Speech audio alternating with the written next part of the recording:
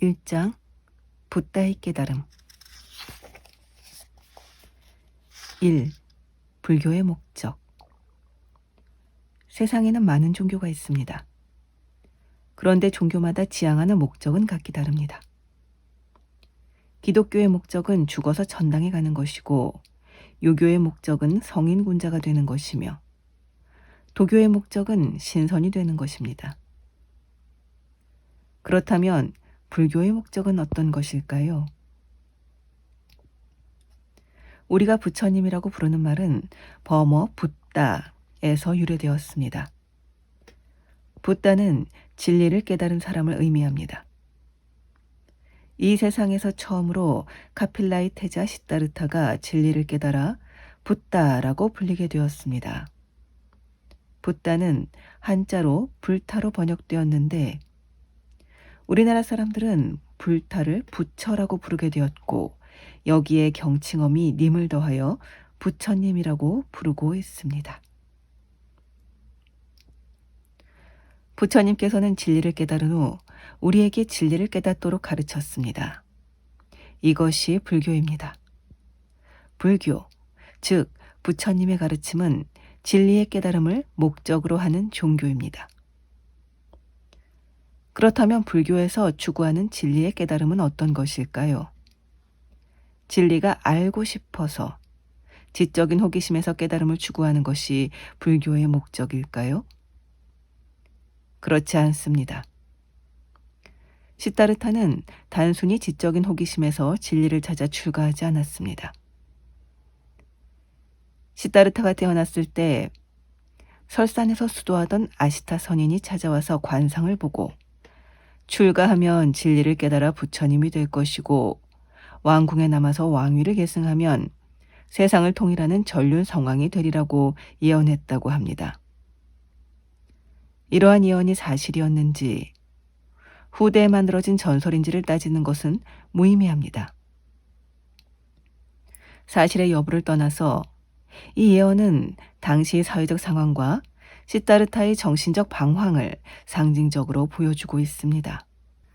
부처님 당시의 인도 사회는 매우 혼란했습니다. 부처님 당시 인도 사회는 강대국이 출현하여 주변의 약소 국가들을 무력으로 병합하는 가운데 전쟁이 그칠 날이 없었습니다. 약소국들은 언제 강대국의 군사가 쳐들어올지 모르는 불안한 나날을 보내고 있었습니다. 부처님의 나라 카필라국은 코살라라고 하는 강대한 나라의 북방에 있는 조그마한 부족 국가였습니다. 코살라는 사위성을 수도로 하고 있었기 때문에 불경 속에서 사위국이라고도 불리는데, 막강한 군사력으로 주변 국가에 매우 위협적인 나라였습니다. 카필라국의 사람들은 코살라국의 위협 속에서 불안한 생활을 하고 있었습니다. 이러한 상황에서 그들은 새로 태어난 왕자가 인도를 통일하여 전쟁이 없는 평화로운 시대를 열어주기를 갈망했을 것입니다. 그리고 시다르타도 이러한 국민의 여망을 받으면서 스스로 위대한 제왕이 되기를 꿈꾸었을 것입니다. 사회적으로는 무역의 발달로 물자가 풍부해지자 생산자 계급인 바이샤 계급이 많은 재물을 모음으로써 바이샤의 사회적 위상이 높아졌습니다. 한편 전쟁을 통해 군사력을 키운 크샤트리아 계급은 국가 권력을 장악함으로써 사회적으로 가장 높은 위치를 차지하게 되었습니다. 그 결과 브라만 계급을 정점으로 형성되었던 기존의 계급 질서가 무너졌습니다. 브라만 계급은 국왕 아래에서 나라의 제사를 주관하는 제관의 위치로 전락하고, 바라문교의 교리는 사람들에게 신뢰를 잃어갔으며, 새로운 사상가들이 나타나 저마다 진리를 알고 있다고 주장했습니다. 이렇게 되자 무엇이 진리인지, 어떻게 사는 것이 바른 삶인지를 도무지 판단할 수 없는 사상적 혼란이 야기되었습니다. 이러한 혼란 속에서 사람들은 쾌락만을 인생의 가장 확실한 가치로 느끼면서 쾌락을 얻기 위해 온갖 악행을 서슴지 않게 되었습니다.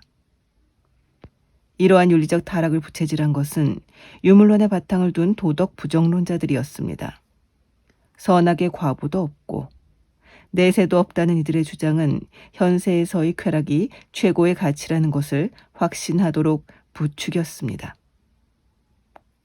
시타르타는 이러한 사상적 혼란 속에서 무엇이 진리인가 라는 문제로 많은 고심을 하였습니다. 당시에 지각 있는 사람들은 훌륭한 성자가 나와서 진리를 깨달아 이런 혼란을 종식시켜 줄 것을 간절히 바라고 있었을 것입니다. 이러한 시대적 상황에서 시타르타는 왕이 되어 전쟁이 없는 세상을 만들 것인가, 진리를 깨달아 올바른 삶의 길을 열어보여야 할 것인가의 갈림길에서 방황했을 것으로 생각됩니다. 아시타이 예언은 시타르타의 이러한 방황을 종교적으로 표현한 것입니다. 시타르타의 선택은 진리를 깨달아야 한다는 것이었습니다. 진리를 깨달으면 전쟁이 없는 평화로운 세상을 만들 수 있다고 생각했을 것입니다. 그렇습니다. 전쟁과 갈등은 진리에 대한 무지에서 비롯된 것입니다. 우리가 가야 할 올바른 삶의 길이 열린다면 투쟁하고 갈등할 까닭이 없을 것입니다. 우리는 인생과 세계에 대한 무지 속에서 살아가기 때문에 많은 갈등과 고통을 겪습니다. 시타르타는 갈등과 투쟁 속에서 고통받고 있는 우리의 현실을 극복하기 위해 진리를 찾아 출가했던 것이고 그 진리를 깨달아 붓다가 된 것입니다. 따라서 불교의 진정한 목적은 맹목적인 진리의 깨달음에 있는 것이 아니라 우리의 고통스러운 현실을 극복하고 갈등과 투쟁이 없는 행복한 세상을 이룩할 수 있는 진리의 깨달음에 있습니다. 불교의 목적은 죽어서 좋은 세상에 태어나는 것도 아니고 자신을 잘 수양하여 성인군자가 되는 것도 아니고 속세를 떠나 선경을 논의는 신선이 되는 것도 아니고 지적인 호기심으로 진리를 찾는 철학자가 되는 것도 아닙니다. 이 현실 세계에서 우리가 겪고 있는 모순과 갈등과 고통을 극복하기 위해 진리를 깨닫고 이를 실천하여 모두가 행복하게 살아가는 세상을 이룩하는 것이 불교의 진정한 목적입니다. 우리가 사는 현대사회도 부처님 당시와 다를 바 없습니다. 현대사회는 다종교 시대이며 사상의 자유라는 미명 아래 갖가지 사상이 난무하고 있습니다. 그에 따라 인생관과 세계관도 저마다 다릅니다. 우선 간단하게 현대사회에 큰 영향을 끼치고 있는 몇 가지 사상을 살펴봅시다. 기독교의 세계관에 의하면 인간이 사는 지상의 세계, 신이 사는 천국, 죄 지은 사람이 죽어서 가는 지옥이 있다고 합니다. 지상의 세계에서 인간은 100년 미만의 일시적인 삶을 누립니다. 그러나 죽어서 가게 되는 천국과 지옥에서는 영원한 삶을 누리게 됩니다. 인간은 지상에서의 삶을 신으로부터 심판받게 되어 있습니다. 이때 신의 은총을 받아 천국에 가면 영원히 행복하게 살게 되고 저주를 받아 지옥에 떨어지면 영원히 고통 속에서 살아야 합니다. 지상의 세계는 천국으로 갈 것인가 지옥으로 갈 것인가의 시험장인 셈입니다. 따라서 지상에서의 인간은 신의 세계에 가기 위해 신의 말에 복종하고 신을 찬양해야 한다고 합니다. 철학자들은 이 세계는 우리의 눈에 비치는 현상의 세계와 눈에는 보이지 않지만 이성을 통해 사유하면 그 존재를 알 수 있는 본질의 세계가 있다고 합니다. 현상의 세계는 거짓된 세계이고 본질의 세계는 참된 세계이므로 철학을 통해 본질의 세계를 발견해야 한다고 합니다. 따라서 우리는 눈에 보이는 것을 추종하기보다는 이성의 사유를 통해 진실을 발견하도록 힘써야 한다고 합니다. 자연과학에 의하면 이 세상은 여러 천체들로 구성되어 있습니다. 은하계, 태양계와 같은 별들의 세계가 우주 공간에 펼쳐져 있고 우리는 태양계 속의 지구라는 별에 살고 있습니다. 이 공간 속에 펼쳐진 별들의 세계는 우리의 삶과는 무관합니다. 우리는 단지 이 우주 속에 태어나서 죽을 뿐입니다. 죽으면 지구의 흙이 될 뿐 아무것도 남지 않습니다. 따라서 죽은 뒤에 다른 세계가 있을 리가 없습니다. 현대인이 가장 많이 믿고 있는 세계관은 이러한 과학적 세계관입니다. 자연과학적 세계관에는 탈출구가 없습니다. 자연과학적 세계관에 의하면 그 누구도 지구를 벗어날 수 없습니다. 우주인이 우주선을 타고 우주를 여행하지만 결국은 지구로 돌아오지 않을 수 없습니다. 서로 인간이 살 수 있는 행성이 발견되어 그곳으로 간다고 해도 자신의 수명이 닿으면 죽지 않을 수 없습니다. 이러한 세계관에서는 인생의 의미가 오직 현실에서만 주어집니다. 그런데 우리의 현실은 불안합니다. 어느 때 어떤 사고나 질병에 의해 죽을지 알 수 없습니다. 우리의 인생은 매우 불확실하고 우연적인 것으로 인식되기 때문에 착한 일을 하면 복을 받고 나쁜 일을 하면 벌을 받는다는 윤리적인 인과율은 미개한 시대의 비과학적인 생각으로 무시됩니다.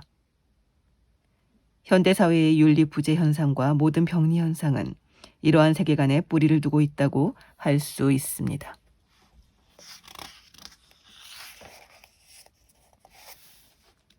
자연과학적 세계관은 기존의 모든 세계관을 무력하게 만들었습니다. 밤하늘에 빛나는 별은 전국의 등불이 아니라 우주의 천체이며 인간의 죽음은 흙으로의 환원이라는 냉엄한 자연과학적 현실 앞에서 종교는 옛 시대의 향수이거나 현실을 거부하는 맹목적인 광신이 되고 말았습니다.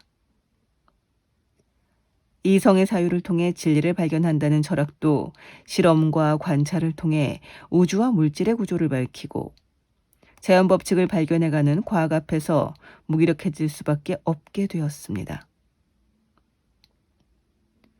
그렇다면 과학이 보여주는 세계는 과연 절대적인 세계일까요? 만약 과학이 진리이고 과학에서 이야기하는 세계가 절대적인 세계라면 우리는 불교라고 하는 종교나 연기법이라고 하는 진리를 공부할 필요가 없습니다. 부처님께서 깨달은 것은 이 세계가 유물론에 기초하고 있는 과학적 세계만은 아니라는 것이었습니다.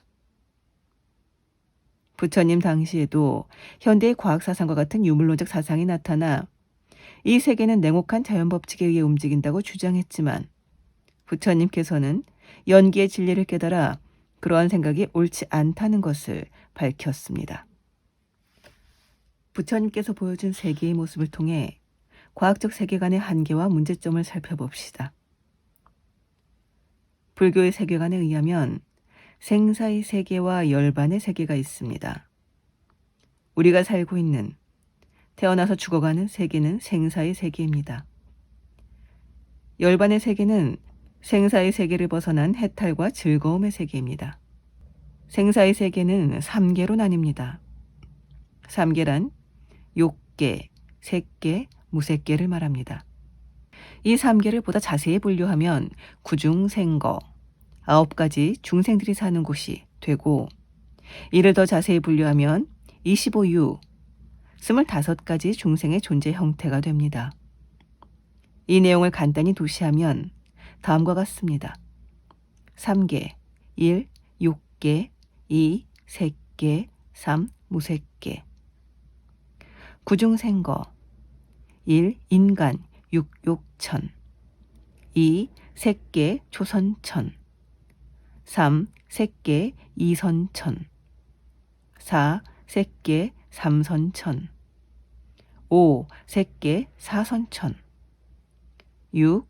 공모변처천 7. 식모변처천 8. 무소유처천 9. 비유상, 비무상, 처천 25유 사악취, 지옥, 악귀, 축생, 수라 4주 동 불바대, 남 연부주, 서 군하야, 북 울단월. 육육천, 사천왕, 도리천, 야마천, 도솔천, 화락천, 타화자재천. 칠색계, 초선천, 범왕천, 제2선천, 제3선천, 제4선천, 무상천, 오나함천. 사무색계, 공무변처천, 식무변처천, 무소유처천, 비유상, 비무상 처천. 이와 같은 3계를 통틀어 1세계라고 하는데 1세계가 1,000개 모인 것을 소천세계, 소천세계가 1,000개 모인 것을 중천세계, 중천세계가 1,000개 모인 것을 대천세계라 하며 이것을 통칭하여 삼천대천세계라고 부릅니다. 법계에는 이러한 삼천대천세계가 셀 수 없이 많이 존재한다고 합니다. 이 모든 세계가 생사의 세계, 즉 중생들의 세계입니다.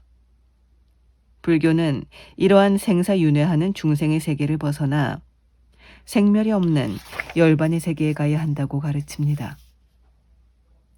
그렇다면 생사의 세계와 열반의 세계는 어디에 있을까요?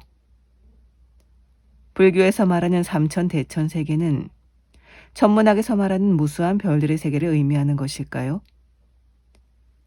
열반의 세계는 우주를 벗어난 다른 곳에 존재하고 있는 세계일까요? 불교에서는 이 모든 세계가 우리의 마음에서 벌어진 것이라고 가르칩니다. 과학에서 이야기하는 물질로 된 세계는 이 가운데 3개에 속합니다. 과학이 아무리 발달한다고 해도 과학은 감관에 의한 지각의 세계를 벗어날 수 없습니다. 왜냐하면 물질은 우리에게 지각된 것이기 때문입니다. 만약에 인간이 아닌 다른 동물이 지능이 발달하여 과학을 발달시켰다면 그들은 그들의 지각에 의존하여 우리와는 전혀 다른 모습의 과학적 지식을 갖게 되었을 것입니다. 과학은 결코 객관적이고 보편 타당한 진리일 수가 없는 것입니다. 과학은 그 토대가 물질입니다. 그러나 우리의 삶은 물질적 토대만을 가진 것은 아닙니다. 과학은 우리의 삶의 일부이지 전체는 아닌 것입니다. 저는 과학을 부정하지는 않습니다. 단지 과학의 한계를 지적하고자 할 뿐입니다. 인간 삶의 문제에 과학이 도움을 줄 수는 있어도 근본적으로 문제를 해결할 수는 없습니다. 우리는 보고 느끼고 생각하고 행동하고 인식하면서 살아갑니다. 과학은 단지 보이는 것에 대해서만 이야기할 뿐 우리가 어떻게 느끼고 어떻게 생각하고 어떻게 행동하고 어떻게 인식해야 할지에 대해서는 어떤 이야기도 할 수 없습니다. 진리는 보이는 것에만 적용되는 것이 아니라 우리의 모든 삶에 적용되는 것입니다. 부처님께서는 이러한 진리를 깨닫고 그 진리에 기초하여 생사의 세계와 열반의 세계가 있다는 것을 우리에게 가르쳤습니다. 우리가 부처님께서 어떤 진리를 어떻게 깨달았는지에 관심을 가지고 그것을 알아야 하는 까닭은 우리의 삶의 문제를 해결하기 위해서입니다.